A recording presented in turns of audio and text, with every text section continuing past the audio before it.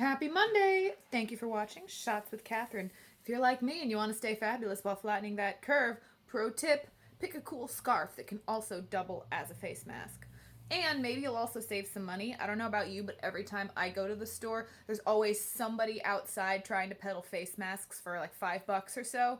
Maybe I should just suck it up and buy one now, and then I can save it for the next pandemic. But I don't know. Let me see how long this scarf lasts. Anyway, I am so excited to introduce you to special guest, fellow cinematographer Mo McFadden.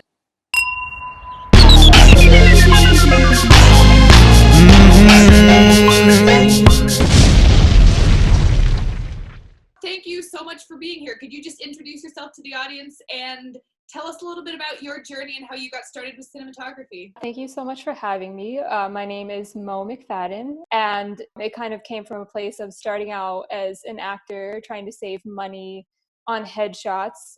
So I picked up a camera one day and actually found out that I was more talented on the other side of the camera. So it took me a little while to come to terms with that and then eventually say, you know what, maybe this is worth pursuing. So I kind of kept with it, shot headshots, worked for a couple of different photography studios, and then it just kind of morphed into other film friends asking me if I wanted to assist and be like the B camera for some documentaries, and then just kind of changed my life in a way. I always think of Steven Spielberg, I think once said that sometimes you have to let the universe whisper into your ear what you need to be or what you really should be. I thought I was supposed to be an actor and I was wrong. But the minute I came to terms with that and just dove deeper into cinematography and photography, that's when I started to actually succeed in life. And I found something that I actually love.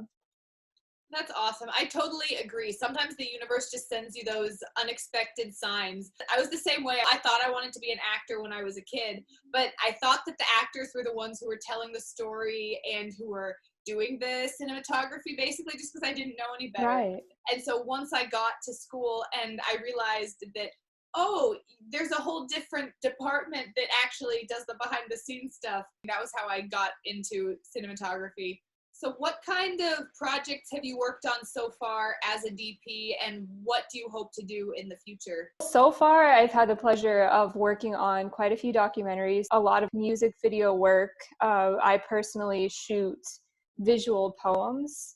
That's something I like to, I guess, curate in between bookings. And then just a lot of commercial work. If you're familiar at all with Outfest, I've worked with them on a couple of different projects in another organization called Hope Lab. I also work for a queer magazine called the Q26. We put out a lot of content just trying to celebrate that community.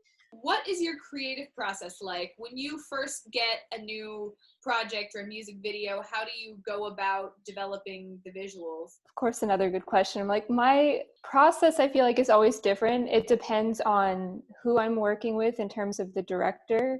And again, kind of the nature of the content. A lot of my process starts with listening to music and kind of sitting with trying to understand what each character might be feeling from moment to moment. I try to take my acting background and really use that to help aid what lenses I would choose depending on how I think the character might feel. And again, creating a mood. So the music kind of helps guide me there. And then I start to say, okay, cool. This is their motivation. This is how they're feeling. With that being said, it's different with other directors. Sometimes other directors you'll find will be very black and white, and you aren't really allowed to explore that all that much. It's just them saying, okay, this is the shot that I want. This is exactly how it needs to look. And then it just comes down to being really precise and really clean with what you do.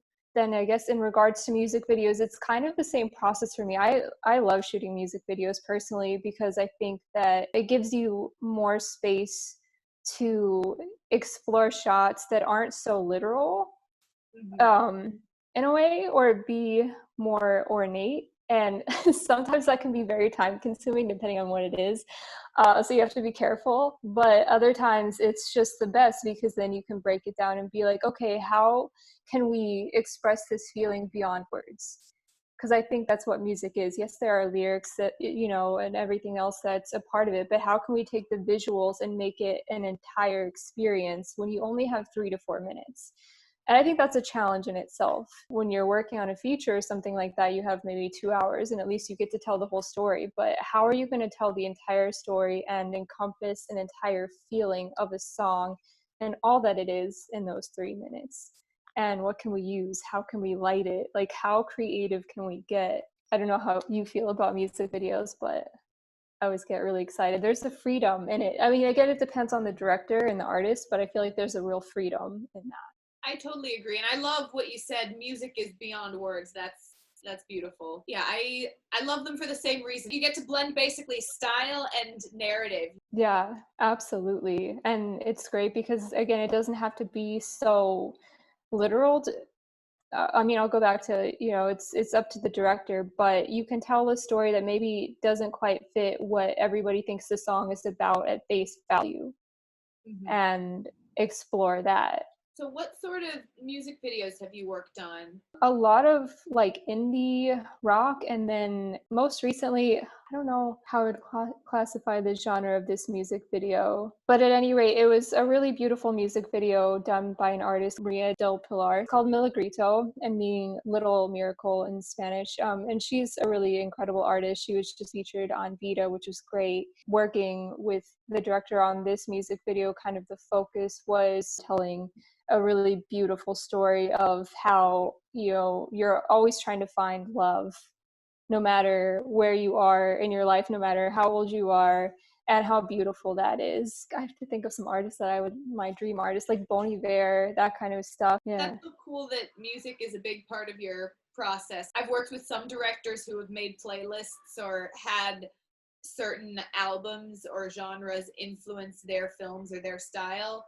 And so whenever I hear that, I definitely go and I start listening to a ton of music, and I think it just gets me in the right mood to be coming up with the visuals. It kind of sets the tone for the story more. Yeah, exactly. That's kind of how I love to work too. And it's great when you get to work with a director who is like that. It's like you said, you get into like like everything that it is, you feel it. And then I think at that point it's not just technical, it's intuitive, because you're not just setting up the scene, you're feeling it at that point.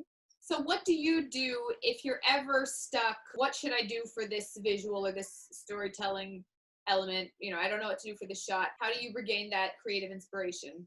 Ooh, another good question. I think it just comes down to moving things around, or just understanding that you shouldn't be maybe so locked into a single idea when you're on set. I think that a big part of being a cinematographer, even just a photographer, is a lot of your job is spent problem solving. And if it's not working, the quicker you can just kind of give yourself the freedom to be like, all right, this isn't working. How can I flip this upside down? How can I move the camera? Maybe it's just this light. Again, instead of just being so locked into it has to be this one visual and trying to force that one visual to work. Be willing to throw it out the window within reason. You don't want to go crazy, but again, it's like move the camera around, turn a light off, or maybe you just need to reposition the talent.